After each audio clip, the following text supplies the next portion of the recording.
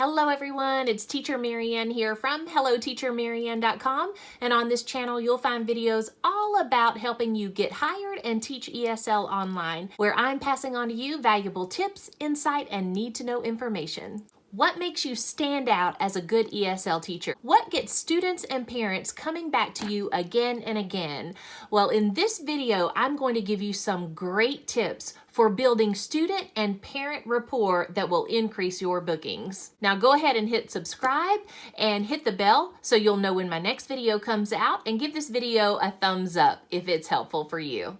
I want to let you know that you can grab my free guide to your online classroom setup by going to HelloTeacherMarianne.com and shooting me a quick email requesting that. Also, if you are interested in getting hired as a VIPKID teacher, I have a website, HelloTeacherMarianne.com, where I have the entire hiring process laid out for you. I've got my link on that website. I will also have my link in the description box below. If you use my link to sign up with VIPKID, then I will give you personal one-on-one coaching. I will analyze your feedback from the company, and I will help you from step one all the way through to getting established as an online ESL teacher. Now, again, I'll link all that great stuff in the description box below. Okay, so let's get to it. I've broken this video up into really two different parts. Part one, what I wish I knew going into becoming an online ESL teacher. And then part two, how to build rapport as an online ESL teacher. So let's get started with part one. What do I wish I knew? Well, the first thing that I wish I knew is that you can really pull in even the seemingly least interested student by asking questions and digging, really putting forth the effort into making a connection with that child.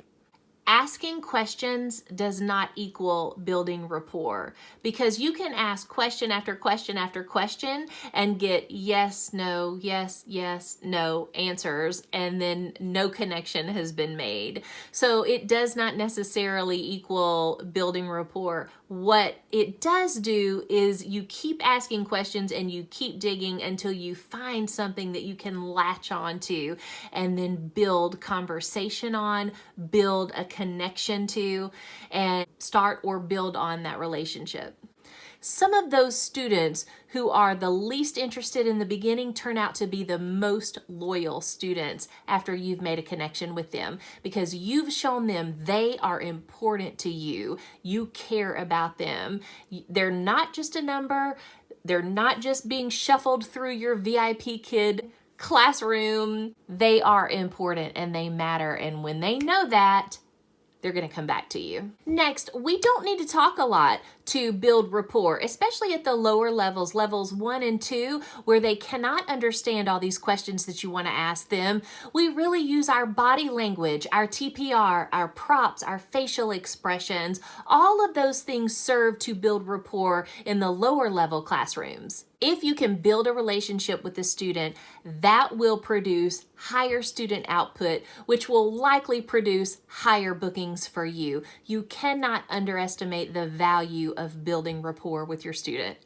Another thing that I've learned that I wish I had known coming in is how highly valued natural, authentic conversation is to the parent. In other words, the parents highly value natural conversation for their student with an authentic English speaker. When I first started out, in the very beginning, I kind of just solely focused on the lesson objectives.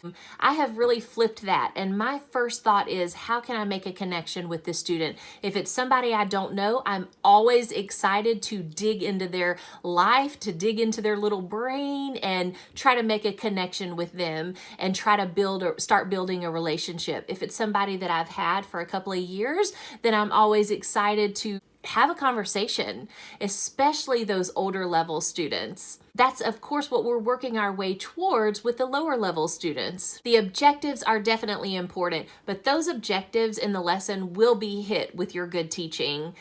Go in there determined to make a connection with the child. Okay, so now that I've talked just a little bit about what I wish I knew going into VIPKID, let me give you 10 bullet points on how to build rapport in the online ESL classroom. Bullet point number 1, smile. Smile big and smile often. This cannot be overstated. Number 2, this is for the lower ones. Ask silly questions. Eat the ball? No. A circle? No. Is it red? No. So in those lower levels, you're just going to ask those silly questions, get them laughing, have fun. Just build a fun atmosphere, and that's going to loosen them up, and they're going to start having fun. They're going to be able to laugh with you. If your student can laugh with you, then that parent is going to at least be smiling. If that parent's not laughing next to that student, that parent is going to be smiling, I guarantee you. In all of my experience in 3,400 or so classes, I have learned that parents love to see their children having fun in these lessons. Tip number 3. Praise and encourage often. Now, I probably over-encourage if that's even possible. I truly don't think it is. If someone is doing what I want them to do, I want to let them know so they will keep doing what I want them to do. I also want this to build their confidence, as I know it does. That constant reaffirmation, especially for the child learning a completely new language from different cultures, we need to often praise and reinforce that correct behavior, those correct responses that we want to see, so that we keep getting those responses from the children and their confidence is being built, and they're like, okay, I was really scared of this lesson before I got into class, and now I'm really doing it. This is not so bad. Praise and encouragement frequently throughout the lesson just encourages, again, higher student output, and that higher student output always opens up more opportunities to connect with your student, because you never know what they're going to say. You're always looking for that jewel that you can hang on to and build off of. Number 4 is body language. We always want to just show that student that we are very interested in them. We never want to look away from the computer as if we're distracted or something else has our attention. We don't ever want to have our head in our hand. Of course, we don't want to ever roll our eyes or just kind of like rock back and forth as we're waiting for the right answer. We always, again, want to have that smile on our face. It is so important that our body language conveys a message of, I am interested in you, I am here for you, this is all about you, you mean something to me, you are not just a number in my routine, you are valued, and I am so excited to connect with you. Okay, tip number 5, remember that as you are building rapport, you want to keep your speaking speed slow. Just as if you're teaching a class, a lot of times what I've noticed myself doing is that as I'm teaching the class, I'll speak slowly and I'll really give appropriate wait time and think time. But as things get more personal, I kind of speed up in my speaking speed, as if I were talking to someone who already knew English. And so one thing that I think is so important to remember is that when things get personal and kind of relaxed and you're making a connection, we can kind of tend to speed up, and we don't want to do that. We still need to give them that same amount of think time, processing time. We still need to speak slowly enough for them to understand what we are asking them. So just be cautious about not speeding up your speaking as you are building rapport and getting into some personal questions and making connections.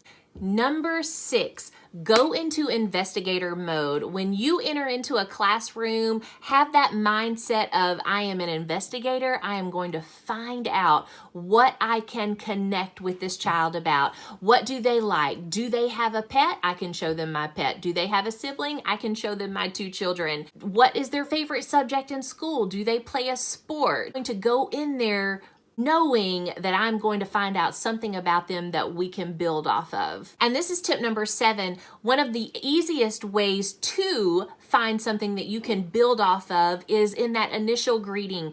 Most of us will typically greet our students, hello, how are you?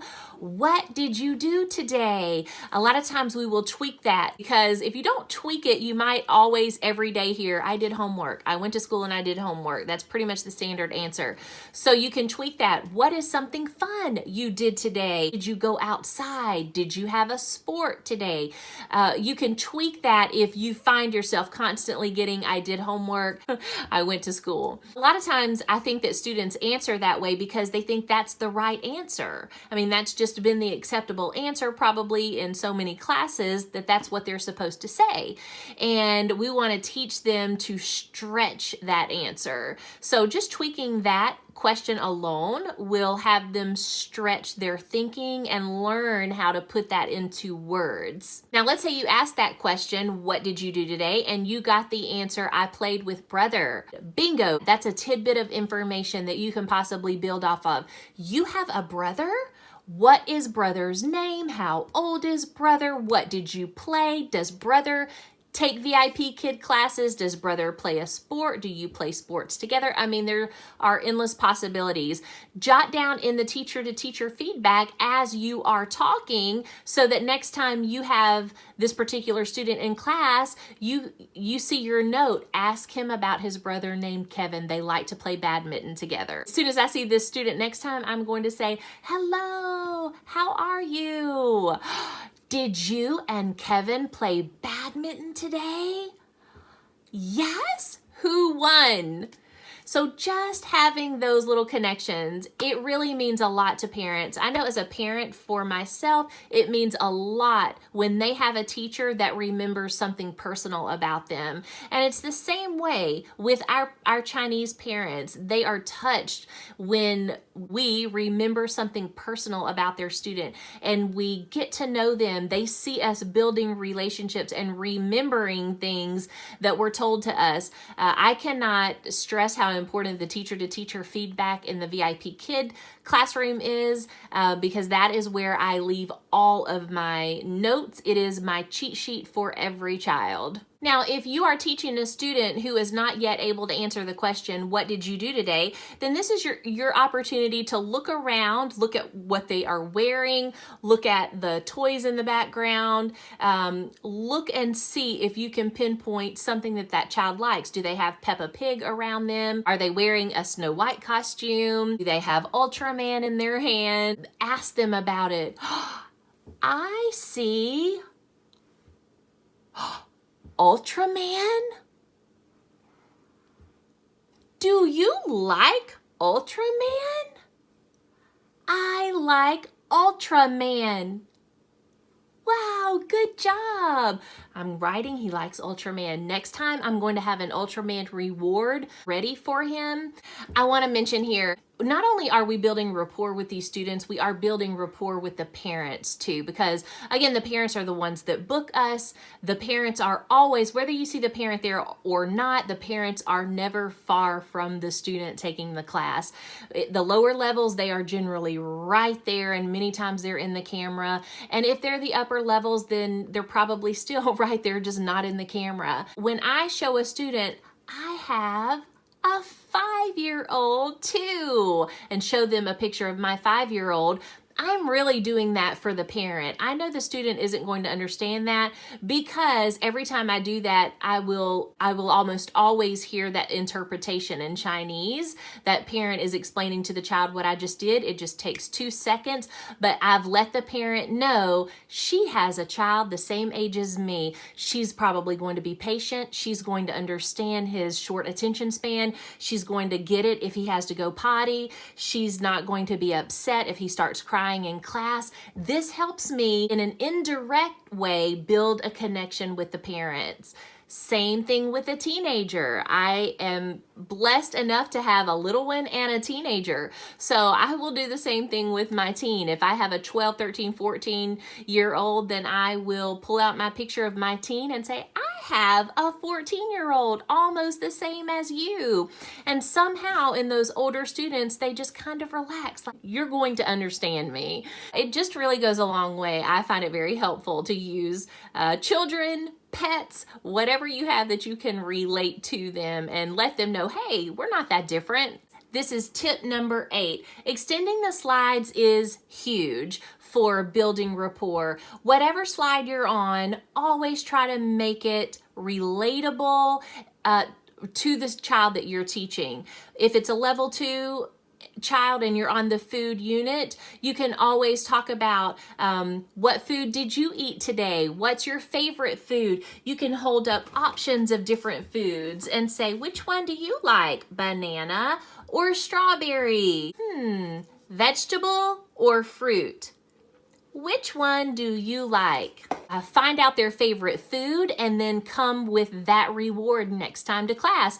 Favorite food is pizza, so I'm going to type in the teacher-to-teacher feedback. Next time, build a pizza for reward. And this is very helpful too, just in class prep, because when I'm prepping my classes, I love it when I've already written in the teacher-to-teacher feedback what my reward should be for that next class, because I don't have to think about it. Tip number 9, positive, gentle corrections. No matter what their age, if your students know that you are going to gently correct them, first of all, I never ever correct, no matter how, and I have 3 to 14-year-old students. No matter their age, I never correct without a smile on my face. Why? Because I want them to be comfortable making mistakes. If I correct them in a gentle, positive way, then they're okay making mistakes and they're okay trying, because they know if they don't get it exactly right, it's okay. This is a safe place to make mistakes. And because my corrections are gentle and positive, I can correct every time I need to without frustrating the kids. Okay, we made it. Tip number 10. Always take advantage of the free talk slides. I love the free talk slides at the end of most of our units and lessons. And the reason is because this is so good for building rapport with students. A lot of times our free talk slides will have like 3 or 4 different pictures on them. I will simply try to find the one picture that the student has prior knowledge about, or maybe the one that excites the student the most. I'm going to try to find that one picture that we can talk about. And so if there are 4 pictures of different Chinese landmarks, but the student sees the Great Wall and says, I've been to the Great Wall, or circles it and automatically says the Great Wall, then that's the one I'm going to hone in on. Have you ever been to the Great Wall? Yes. What was it like? Who did you go with? What was your favorite thing about the Great Wall? How did it make you feel to stand on the Great Wall? This is just another way to make connections, get to know your student, and really hang on to tidbits of information that he gives you can build on later. These free talk slides are really wonderful for not only building rapport, but also increasing that student output. Building rapport and increasing student output really go hand in hand. I do have another whole video on increasing student output, by the way. I go into all kinds of strategies on what I can do to get that student speaking more in class. But building rapport and student output, if you build rapport, you're going to automatically increase that student output. So I love the free talk slides. Take advantage of them. Okay, guys, I hope this video is helpful for you. Remember, you can do this. It might change your life, and I am your biggest cheerleader. Thanks for watching. Bye-bye.